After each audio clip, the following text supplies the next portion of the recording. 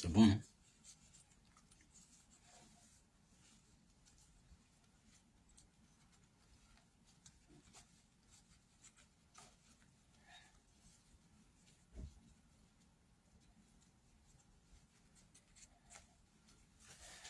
Bon, c'est pas grave.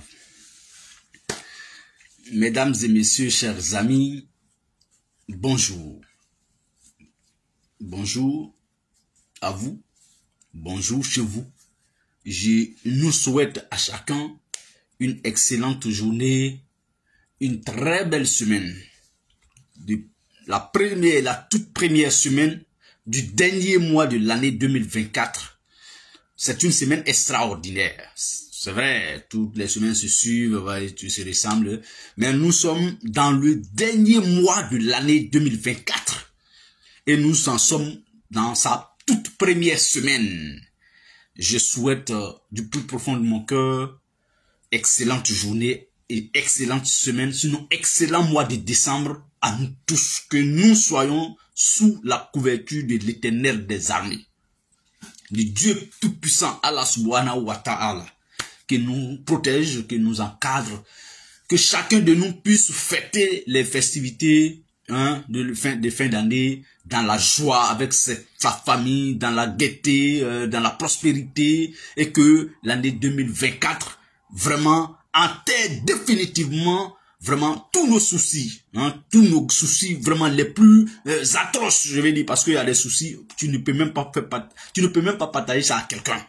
Mais ça est dans ton corps, tu vis avec ça, tu marches avec ça, ça te traumatise, que Dieu extirpe ces soucis en nous et qu'il les enterre définitivement, qu'il nous ouvre la grande porte du grand bonheur attendu par chacun. Donc voilà, en tout cas, je voulais commencer notre matin bonheur d'aujourd'hui avec ça. Vous voyez aussi votre humble serviteur souriant, bon comme d'habitude, mais aujourd'hui c'est encore un autre sourire des plus extraordinaires. Voilà. Donc comme vous pouvez l'imaginer, mon épouse m'a rejoint depuis ce week-end, donc vraiment ça devient compliqué. Alors, nous sommes à 11 mois des échéances électorales, donc de l'élection présidentielle d'octobre 2025, et le PDCI RDA semble tomber dans la tourmente. Le cas Jean-Louis Bion. Qu'est-ce qui ne va pas avec Jean-Louis Bion? Jean-Louis Bion, un autre Kakabé? Point d'interrogation. Jean-Louis Bion, est-ce que il veut rentrer dans une, ou bien il est dans une phase de rébellion vis-à-vis de Tidjane Thiam? Qu'est-ce qui ne va pas avec Jean-Louis Bion? Depuis l'arrivée de Tidjane Thiam, Jean-Louis Bion semble ne plus appartenir concrètement parlant au PDCI RDA. Depuis l'arrivée de Tidjane Thiam, Jean-Louis Bion semble prendre ses distances avec le parti Oufouetis, le parti du PDC, le parti du père fondateur, le parti fondateur de la République de Côte d'Ivoire, le PDCI RDA notamment. Mesdames et messieurs, voici les pistes de questions, trop de questions à se poser, mesdames et messieurs. Mais est-ce que ça augure quelque chose de bon, de potable pour le PDCI RDA? Moi je dis non, parce que toute rébellion mérite effectivement d'être matée, mais est-ce que c'est une véritable rébellion? Mais est-ce qu'il y a des rébellions quand en voulant les mater, est-ce qu'on se mate pas? Parce que avec Jean-Louis Bion, c'est très compliqué. Jean-Louis Bion qui a été ministre du Commerce, Jean-Louis Bion qui est aujourd'hui un pourvoyeur potentiel d'emploi en Côte d'Ivoire, qui veut rentrer dans un bras de fer avec le PDCI RDA, lui là, on ne le mate pas n'importe comment. Et lui là, on ne peut pas n'importe comment le mater également. Donc, il faut prendre cette question avec beaucoup de pincettes, avec beaucoup de délicatesse. Le cas Jean-Louis Bion. Nous avons cette semaine qui vient de se couler, nous avons vu sur la toile, n'est-ce pas, une convocation du conseil, de discipline du PDCI RDA, interpellant Jean-Louis Bion à un rendez-vous. Jean-Louis Bion a fait un communiqué pour dire qu'il serait pas disponible, il ne serait pas disponible à cette date-là, et qu'il avait des engagements à l'extérieur et qu'il tenait vraiment à honorer ses engagements avant de venir répondre aux exigences de son parti, donc le PDC-RDA. Alors, est-ce que tout ça, c'est pas pour avoir joué sur le temps? Parce que vous savez, les hommes politiques sont ce qu'ils sont. Les hommes politiques anticipent, les hommes politiques travaillent à ça. Un homme politique qui n'anticipe pas les événements, il n'est pas homme politique. Un leader qui n'anticipe pas les événements, il faut craindre, il faut même pas le considérer comme un leader. Parce que Jean Dubion sait que dans cette phase de bras de fer avec Tidjane Cham, bon, enfin, l'autre côté du PDCI, il sait qu'il sera soumis un jour ou l'autre au conseil de discipline. C'est maintenant arrivé. Mais moi, je pense que le conseil de discipline du PDC-RDA a trop observé, a trop perdu du temps, a laissé faire. Moi, je suis pas tchamiste, je suis logique, si je peux m'exprimer ici. Quand on veut appartenir à un parti politique, le parti politique est régi par les tests. Mais comme chez nous, en Côte d'Ivoire et en Afrique, celui que ça n'arrange pas du tout, il n'est plus du parti politique. Ou du moins, il dénonce le parti politique, ou bien voilà. Mais tant que lui, ça l'arrange et que ça n'arrange pas les autres, il dira toujours que ce sont les autres. Le PDC mérite mieux que ce qu'on est en train d'observer. Oui, je le dis parce que si le parti fondateur de la République moderne, le PDCI-RDA, se comporte ainsi, que voulez-vous, mesdames et messieurs, que nous, jeunes générations, parce que on veut ou pas, quelqu'un a milité indirectement ou directement au PDCI-RDA. Je ne l'ai jamais fait, mais je dis, mon père a été PDCI-RDA. Mon grand-père l'a été. Et donc, quand on sort de tout ça, en 2024 encore, à 11 mois même d'une échéance très capitale, très décisive, bon, on tâtonne encore. En fait, vous savez, moi, il y a longtemps, j'ai compris une chose. Et bon, quand je dis il y a longtemps, c'est autour de 2020. Avant, pendant et après les échéances présidentielles de 2020. J'ai compris que nos hommes politiques sont légers. Pour la plupart, hein, pour ne pas taper tout le monde avec le même bâton. Pour la plupart, sont très légers. Moi, je ne peux pas m'engager derrière un leader qui est très léger. Parce que moi, c'est pas vrai. Les gens s'étonnent pourquoi nous sommes jusqu'au aujourd'hui encore, nous réclamons de Guillaume Soro. Les gens s'étonnent. Ça ne devrait même pas vous étonner. Quand quelqu'un te parle une fois, deux fois, il faut l'observer un peu. 3 fois, et même tous les jours. Mais il faut avoir une petite opinion de lui. Quand vous regardez ceux qui sont, par exemple, bon, les figures connues du combat de Soro Guillaume, c'est-à-dire ceux qui sont beaucoup sur la toile, comme nous autres, les Soulé, les Amiral, quand vous nous regardez, et puis jusqu'à aujourd'hui, on se réclame de Soro Guillaume. C'est qu'il y a quelque part, quelque part là-bas, il y a petite confiance qu'on a placée à Soro Guillaume. Ça veut dire qu'on croit à l'homme.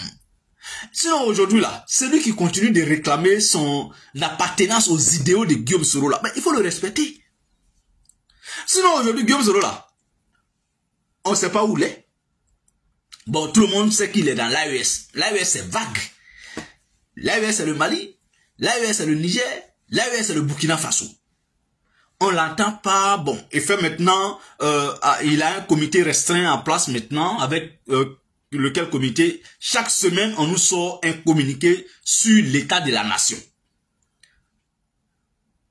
Mais, hormis ça, bon, nous-mêmes, on n'est pas encore au pays, on est à 11 mois des élections, mais tout ça là, ce n'est pas notre problème. C'est vrai. ne se lamente pas pour tout ça. Le destin des hommes politiques là, celui qui ne sait pas encore qu'un homme politique a un destin rocambolesque. C'est-à-dire, à tout moment, l'homme politique peut voir son destin devenir ce qu'il n'a pas prévu il y a 2 mois, il y a 1 jour, il y a 2 secondes auparavant. Les cas sont légion partout en Afrique et même à travers le monde. Pour revenir au sujet, le PDCI est arrogant. En tout cas, le PDCI version Tidjane Thiam. Parce que je veux vraiment être précis. Le PDCI version Tidjane Thiam est très arrogant. Ils ne peuvent pas conquérir le pouvoir d'État. Pourquoi? Je vais vous donner quelques raisons. Quand on est dans l'opposition, par exemple, quelle que soit notre masse volumique, j'emploie ce thème, j'aime beaucoup ce thème, je l'emprunte du président Guillaume Kibafori Soro. Quelle que soit notre masse volumique, dès lors qu'on n'est pas au pouvoir du tout, et qu'on est dans l'opposition, et qu'on veut conquérir le pouvoir d'État, on ne compte pas sur ses propres militants simplement.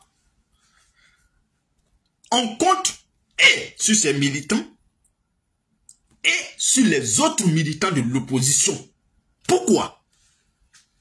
C'est-à-dire que, comme on ne peut pas conquérir un pouvoir avec que ses militants, alors, donc quand on est dans... Parce que le régime au pouvoir,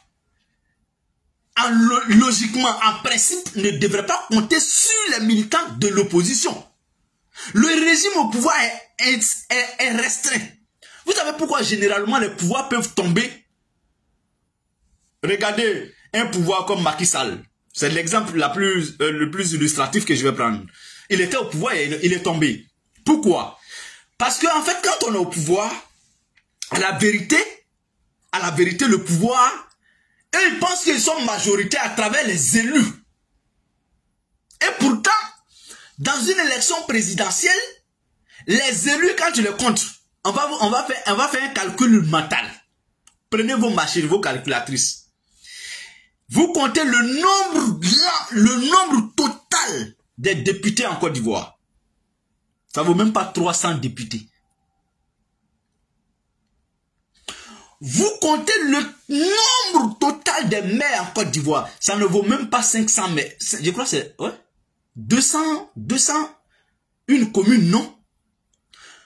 Vous prenez l'ensemble des présidents de région en Côte d'Ivoire. Ils sont que 31 présidents du conseil régional. Prenons maximum 280 députés. Je crois qu'on est autour de 259. Mais allons-y jusqu'à 280 avant que je trouve le nombre exact. 280 députés. 31 conseils régionaux, présidents de région. 280 députés. J'ai maximisé, hein, sinon ça ne vaut pas ça. Je crois que c'est 259. 31 présidents de conseil régional. 200, bon, on prend 210 maires par exemple. Voici les élus de toutes tendances confondues, de toutes bords politiques confondus. Et pourtant, un parti présidentiel va toujours vous dire, nous sommes majoritaires parce que sur l'ensemble du territoire, on a tel nombre de communes, on a tel nombre de mairies, c'est la même chose, on a tel nombre de conseils régionaux, on a tel nombre de députés. Maintenant, les esprits un peu banco, voilà, eux, ils vont se dire, ah c'est vrai, hein. Mais en réalité, dans une élection en Afrique, dans nos démocraties, ce ne sont pas seulement les grands électeurs, on ne parle pas des grands électeurs, c'est-à-dire à la présidentielle, ce n'est pas seulement les députés qui votent le président de la République. Ce n'est pas seulement les maires, ce n'est pas seulement les présidents du conseil. Et donc, quand c'est comme ça, on va dire par exemple, chez nous à Djibrosso, le maire RHDP, député RHDP, président du conseil régional RHDP. Donc le RHDP peut se dire, bon, comme on a tout ça, donc alors c'est nous, on est majorité à Djibrosso. Ils peuvent se dire ça. Ils ont cette légitimité de se dire ça. Mais ils n'ont pas la légalité en se disant ça. Pourquoi? Ils ne sont pas légaux en nous disant que eux, ils sont majoritaires à Djibrosso. Mais ils sont fondés, il y a une sorte de fondement, il y a une certaine légitimité dans ça. Pourquoi? Parce qu'à Djibrosso, si vous voyez qu'ils sont élus, parce que c'est la majorité des populations qui les a élus, ces élus-là. Mais attention, l'erreur c'est quoi en Afrique? C'est que quand moi je vote un maire, en vérité, c'est à cause de la tête de ce maire, non à cause du président Ouattara. Quand moi je vote un député à Djibrosso, ce n'est pas à cause du président Ouattara. Ce n'est même pas à cause du programme présidentiel. Parce que les députés, pour se faire élire, ils vont dire quoi? Non, si vous ne votez pas, si vous votez les opposants, ils vont bloquer le président. Le président ne peut pas faire ce qu'il a prévu. C'est de l'esprit ça qu'on prend pour piloter et puis la campagne et puis ça passe. Mais à la vérité, combien de maires est voté dans nos régions avec sous fond de programme, projet? Non. Mais c'est sous fond de lui là, je l'aime dans le village là parce que ceci. Mais quand ce même maire retourne vers cette même population pour aller dire, je suis en campagne, on m'a pris comme directrice ou directeur de campagne de la commune au nom du président Ouattara, donc voter Alassane. Mais le peuple dit, attention, nous on t'a voté, toi, voilà. Mais nous, pour voter Alassane, vraiment, voilà, il y a toutes sortes de gymnastiques dedans.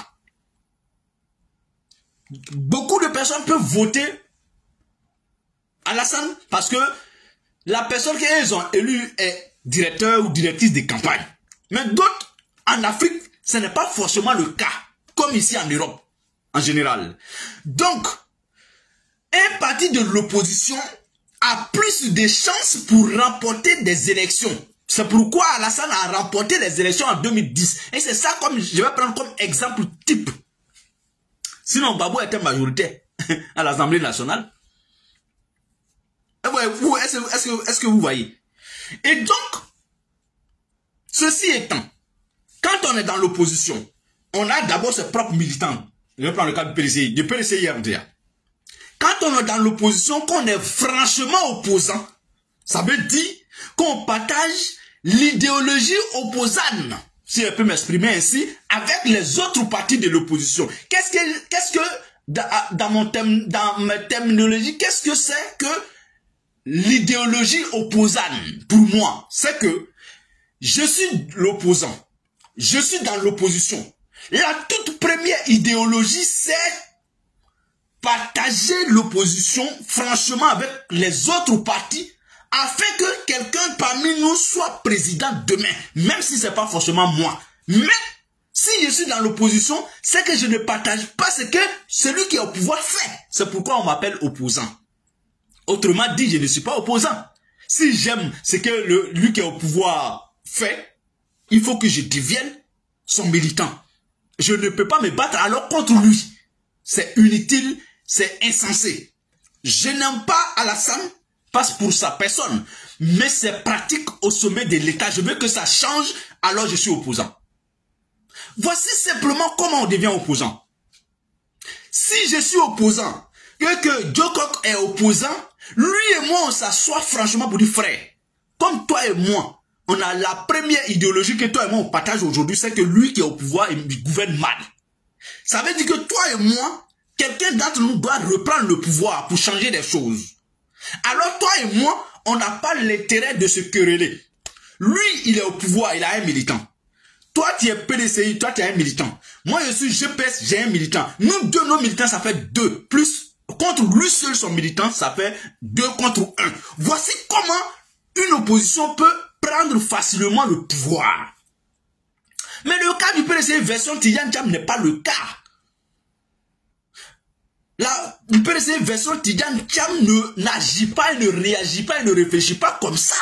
Pourquoi? Parce qu'ils sont plus idéologiquement proches d'Alassane que nous. Mais autant de venir RHDP. Parce qu'ils attaquent, ils allument, ils insultent tous les autres partis de l'opposition, notamment le GPS et le PPAC. Mais si, à la présidentielle, on devrait aller, même sans accord politique, logiquement, quand on va à la présidentielle, le parti au pouvoir, généralement, 90% va au deuxième tour.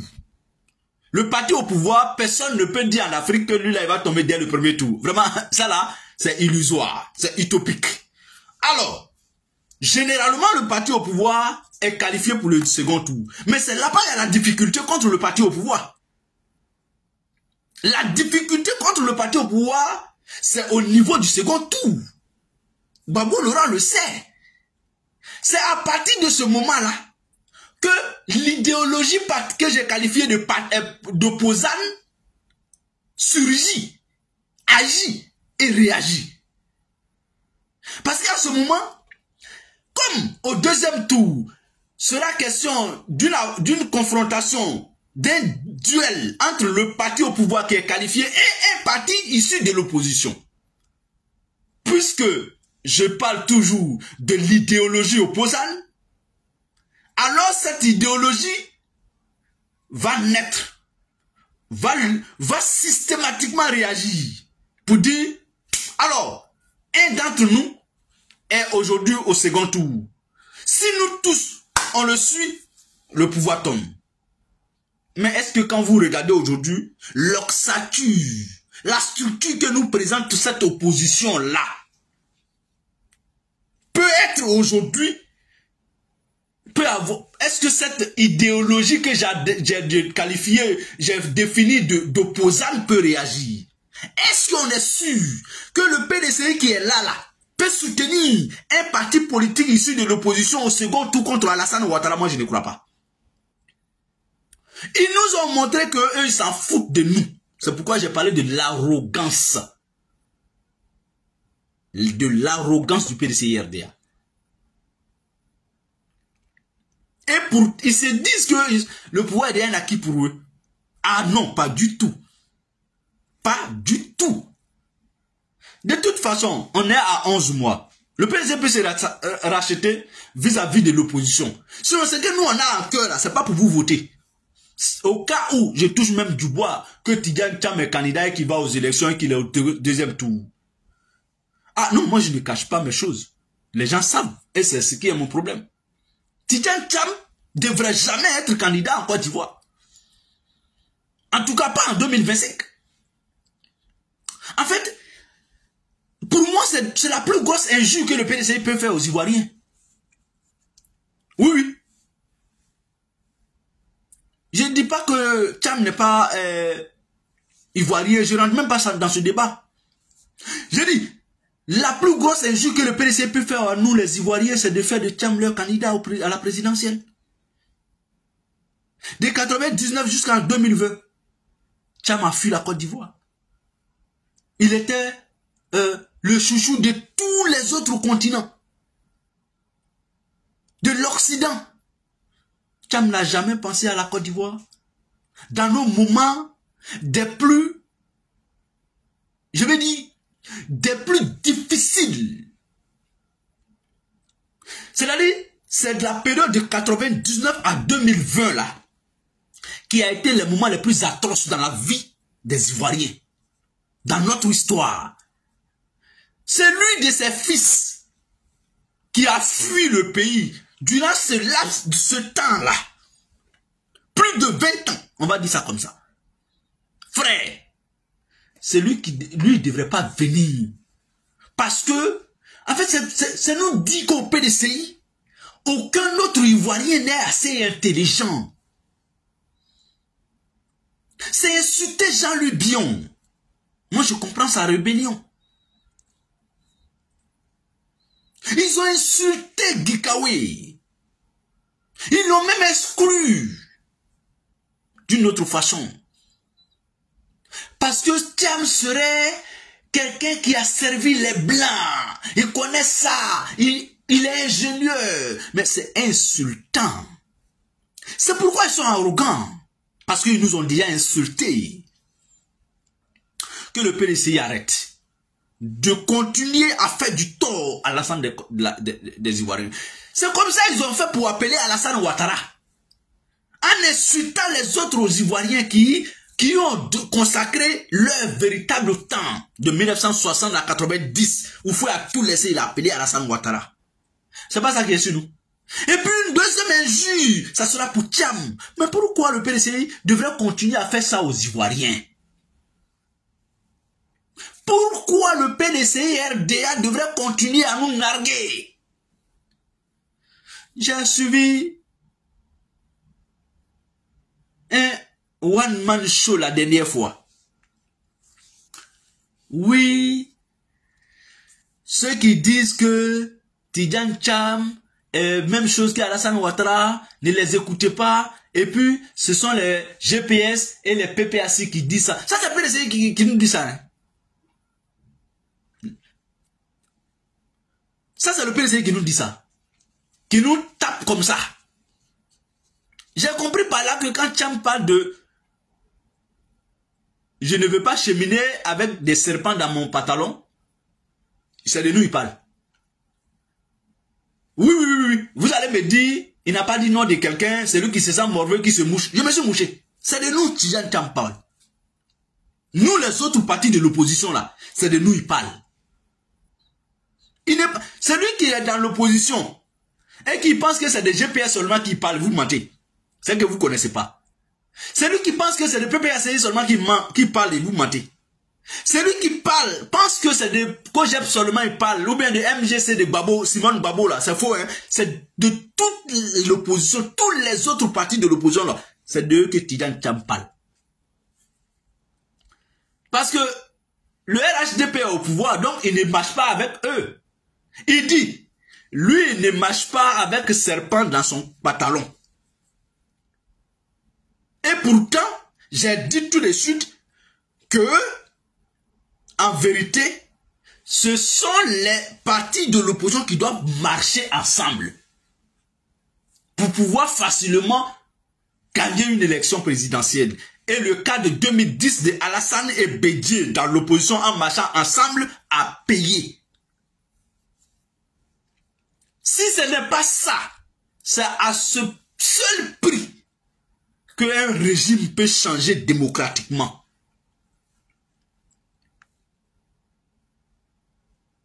C'est à ce seul prix qu'un régime peut démocratiquement changer. L'opposition réunie et unie. Et l'opposition solidaire. À part ça là, le rêve est permis, mais ça ne peut pas aboutir. C'est comme on te dit matin, bonnet, ton féticheur t'appelle ou bien ton marabout t'appelle, bon, ça dépend de ceux qui pratiquent ces choses-là. Alors, bon, faut faire un sacrifice. Tu dis lequel? Il te dit, est-ce que tu as un chat chez toi à la maison? Tu dis oui. Chat, le chat. Il te dit, est-ce que tu as un bœuf chez toi à la maison? Tu dis oui. Il dit, bon. Prends-tu ton bœuf? Sa tête là. Toute sa tête. Il faut que ton chat avale la tête de ton bœuf avec les cônes. Une fois ton chat a avalé ça, ton rêve sera une réalité. Frère, je vous pose la question. C'est par là que je vais finir. Est-ce que rêve ça là, tu penses que ça peut se réaliser? Est-ce que ça peut devenir une réalité? Après, est-ce que ton sacrifice là, tu pourras le faire? Je vous pose la question, répondez et puis on met fin au matin bonheur. Je ne travaille pas aujourd'hui, mais on ne va pas déroger aux règles, ça ne dure pas. Est-ce que le sacrifice que ton marabout, ton féticheur t'a demandé de faire là, toi tu vas avoir la volonté de faire, mais est-ce que tu peux faire? Si oui, comment? Si non, pourquoi? J'attends une réponse au moins. Daouda Nzawatra, bonjour. Très cher Ahmed Savané, bonjour. Faustin Cominant Brou, bonjour. Comment tu vas, cher frère? Donc, j'attends une réponse à ma question et puis on va se dire bonne journée. Ngessa Gérald Kona dit, s'il te plaît, qui dans l'émotion, on n'est plus à ce niveau à haut. Et toi, tu penses que je suis dans l'émotion. Ce que j'ai dit là, tu entends toi?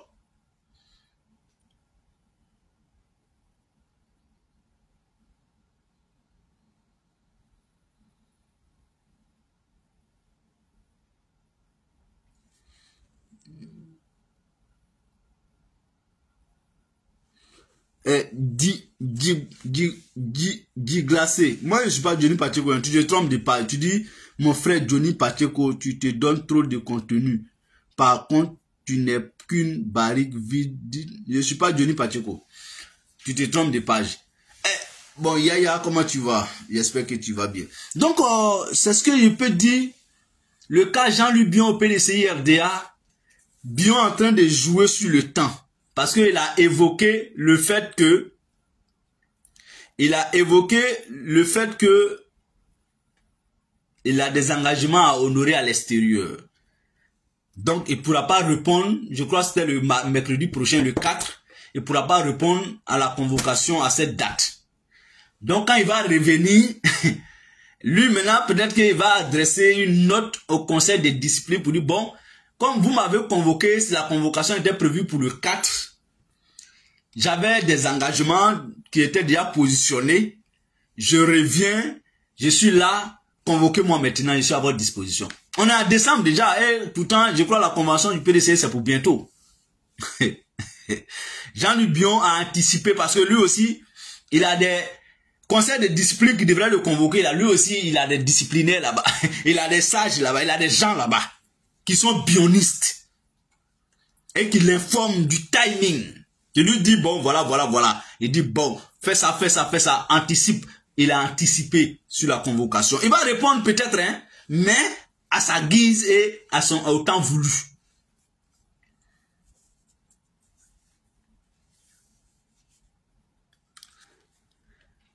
Ahmed Savané dit, c'est pas possible, la tête d'un bœuf est plus grosse que le chat complet. Voilà. Bon, Ahmed a compris. Donc, Ahmed, il y a des choses qui ne peuvent pas se réaliser. Quand on te dit ça là, il ne faut pas venir prier Dieu pour que ça se réalise. Ça ne peut pas. Dieu est le... Et Dieu, lui, il fait ce qu'il veut. Et il peut tout faire. Mais il ne faut pas lui demander ce que toi-même, tu sais que ça ne peut pas, ça peut pas se réaliser. Il ne faut pas lui demander ça aussi. Voilà. Ah, tu ne peux pas me demander, bon, Joe, tu peux me demander, frère, aide-moi à conquérir tel go, telle femme. Mais frère, donne-moi ta femme. Non. Vraiment, tu ne peux pas me demander ça. C'est la même chose. Et en politique, c'est comme ça. Donc, le résultat d'une élection présidentielle se prépare longtemps avant. C'est comme un examen de fin d'année. Parce qu'une élection présidentielle, c'est un examen de fin d'année en politique. L'examen de fin d'année ne se prépare pas à 2 semaines de l'examen. L'élève qui s'assoit pour dire, il peut réviser tous ses cours qu'il n'a pas compris toute l'année en 2 semaines. Lui, il sait sur quoi il compte. Il ne compte pas sur lui-même. Hein. Il sait sur quoi lui il compte. C'est la même chose en politique. Une élection présidentielle, c'est longtemps, des jours, des semaines, des mois, des années avant. Ce n'est pas quand on dit, bon, allez-y en campagne présidentielle. Une élection présidentielle ne se gagne pas en campagne présidentielle. Pendant la campagne présidentielle, je vous l'ai dit. Non, c'est avant. Et la campagne présidentielle est juste un résumé de tout ce que vous avez fait avant la campagne présidentielle. C'est pourquoi dans des trucs, on peut vous dire pré-campagne. Et puis après campagne. Mais tout le temps avant la pré-campagne est en réalité la vraie pré-campagne. Et la pré-campagne, c'est de s'apprêter. C'est comme une CAN. Coupe d'Afrique des Nations. Un joueur, par exemple, ne peut pas être sélectionné s'il n'est pas performant avant la sélection. Avant le moment où le coach vient s'asseoir pour donner le nom de ces joueurs-là. Lui, il a déjà travaillé longtemps, des mois, des années, des jours avant, sur l'état psychologique, physique et psychologique de ces joueurs. avant de les sélectionner. Et après la sélection, ils vont maintenant en préparation. Donc, c'est la même chose en politique. Il n'y a pas de différence. C'est le nom qui change, football, politique. Examen, scolaire, politique, c'est le nom qui change. Ce sont les mêmes procédés. Mesdames et messieurs, chers amis, le PDCI RDA doit nous dire la vérité. Et doit en tout cas être un peu humble. C'est important. Sur ce, j'aimerais vous dire excellente journée. Merci à vous et au revoir.